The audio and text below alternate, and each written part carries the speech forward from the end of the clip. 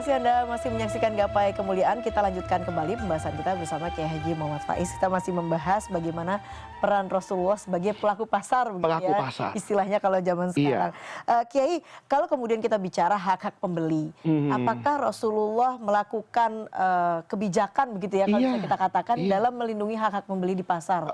Dijelaskan semua itu oleh Rasulullah. Kriteria barang, ya kan, kejujuran, keterbukaan. Bahkan Rasulullah itu melindungi juga pedagang lokal dan pedagang dari luar. Nanti Mbak Eva, ada pajak perlindungan terhadap pedagang lokal. Jadi kebijakan seperti cukai itu ada dari zaman dulu. Hanya bedanya kan persoalan rasa keadilan. Dulu ada orang dari luar mendatangkan barang, produk itu juga ada di Madinah untuk memberikan proteksi kepada warga Madinah. Maka yang dari luar itu nanti bisa dibaca lah di sejarah pasar Islam itu dikenakan tarif. Gitu loh, karena ini barang impor untuk melindungi mereka yang ada di dalam. Itu kan contoh supaya pembeli itu terlindungi kan dari kemungkinan harga-harga yang dipermainkan karena rekayasa seperti ini. Itu dijelaskan oleh Rasulullah. Penjual juga itu. Jangan-jangan pasar itu kan kadang selalu berpihak kadang-kadang kepada pembelinya. Makanya ada yayasan perlindungan konsumen, tapi nggak ada yayasan perlindungan penjual.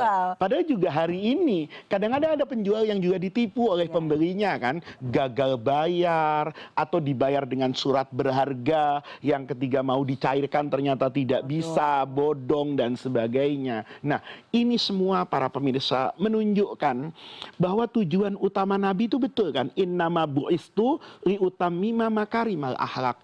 Akhlak itu jangan sekedar saya cium tangan sama orang tua saya gitu loh. Pedagang itu ada akhlaknya. Pembeli itu juga ada akhlaknya. Maka dulu di zaman Rasulullah itu di pasar Mbak Eva ya, jarang sekali orang bertawar menawar itu sampai emosi. Kalau hari ini kan sering, kadang-kadang penjualnya yang nggak tahu diri kan, nggak tahu akhlak. Barang 10 dijual 100. Tapi tidak sedikit juga pembelinya yang buat pedagangnya pingsan. Barang 100 ditawar 5. Kan gitu kan, abang ini dari Mbak Eva, ibu-ibu tuh kadang-kadang nawarnya itu, saya kaget sekali ketika istri saya nawarnya segitu.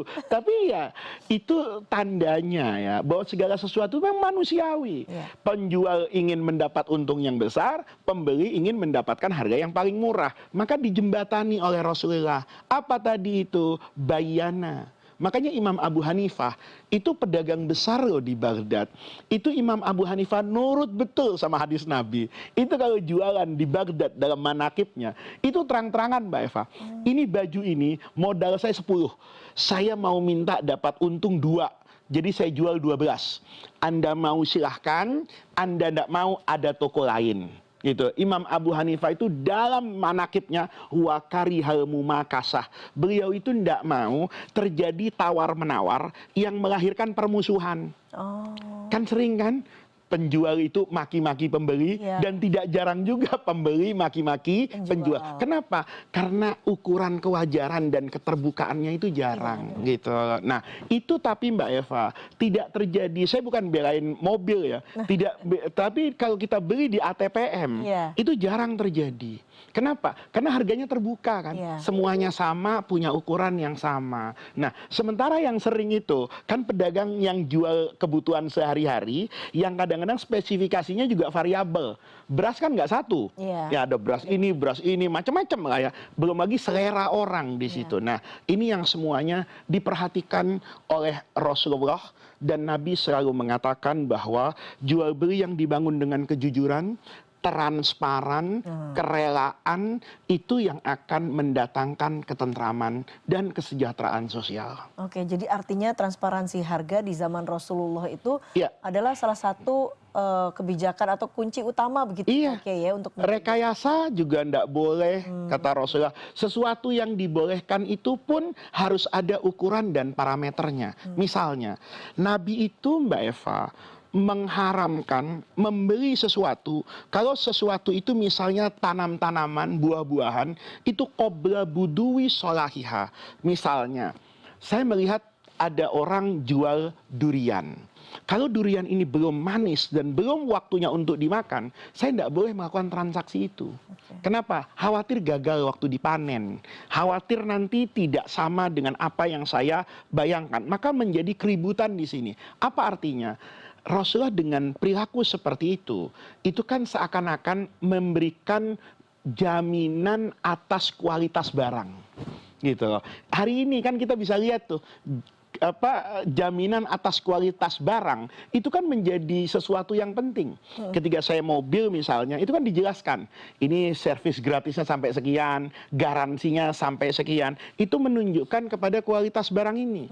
Kalau saya sekarang beli produk apapun kan dijelaskan ini expirednya kapan, mengandung ini sekian persen. Nah, soal kejujuran tuh itu penting banget. Ini etanol sekarang gramnya di bensin sekian, itu bukan sesuatu yang haram, asal dibangun dengan kejujuran tadi. Nah, hal-hal seperti ini para pemirsa itu sejatinya menjadi satu support system kan, ya, yang dibangun oleh Rasulullah di masa itu dengan kesederhanaannya untuk memberikan ilham kepada kita bahwa hari ini kita perlu memitigasi itu semua dengan semangat yang diajarkan oleh Rasulullah, tentu dengan mengundang pakar-pakar di bidang.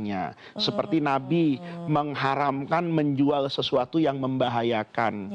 Sekarang kadang-kadang kita mau membeli barang itu kan khawatir, ini apa betul murni atau sudah dicampur zat kimia. Nah, itu seperti BP POM sekarang. Itu di zaman Nabi ada, tapi bukan BP POM ada kepalanya, ada struktur, enggak. Tapi ketika ada, oh ini menjual sesuatu yang membahayakan kesehatan, maka itu dilarang oleh Rasulullah. Nah, Kiai, kalau pembeli itu untuk mengetahui barang kan memang sudah kewajiban karena barangnya akan digunakan, Kiai, ya. Tapi kalau untuk penjual sendiri, misalkan barangnya bukan barang yang dihasilkan oleh dia hanya berfungsi menjual, apakah juga ada kewajiban, Kiai, untuk mengetahui barang yang dijual? Karena kan bagian dari tugas dia. Betul dia pembeli dari grosir besar kan, tapi kan ketika membeli kan dia harus tahu barangnya seperti apa. Makanya dalam fikih itu namanya ada ar-raddu bil aibi. Kalau barang ini ternyata cacat produksi, bisa dibuktikan tidak ada rekayasa apapun, maka barang itu boleh dikembalikan. Barangnya dikembalikan, harga uang yang dibayarkan itu balik, nanti kerugian yang terjadi atas hal ini itu boleh dinilai dengan uang. Satu contoh gini, yang saya sebutkan di awal itu labanul musarrat. Kata Nabi, kalau ada orang membeli misalnya kambing susuan, ternyata dia bisa menipu atau pedagangnya yang tertipu. Dia ketika ngambil kambing itu dari peternak, dia juga ngelihat ini kambing sehat. Ya, maka dia jual nih sama orang, misalnya sama saya. Begitu saya perah, ternyata ini kambing sakit. Itu Nabi sampai teknisnya dijelasin nih. Perlindungan konsumen, perlindungan faliyaruddah, kata Nabi. Kalau saya tertipu, kambingnya saya kembalikan.